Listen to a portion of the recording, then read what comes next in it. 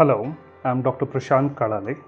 I'm a consultant trauma and orthopedic surgeon, and I specialize in arthroplasty, which is the hip joint and the knee joint replacement, alongside arthroscopy, which is the keyhole surgery mainly for the knee and shoulder joints. I also do treat patients with fractures right from children to young adults and also in the elderly. I have a special interest for sports related injuries, and I have continued my passion to treat them alongside with my special interest with joint replacement.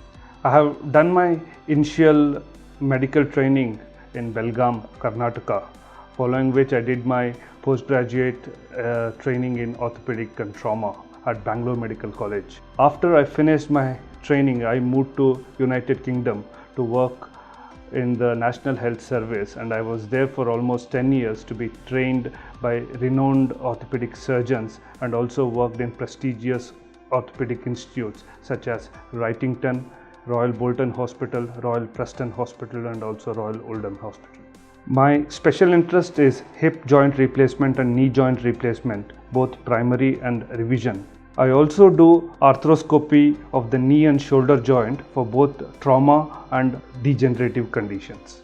After moving back from United Kingdom, I am currently associated with Apollo Hospitals, Bangalore.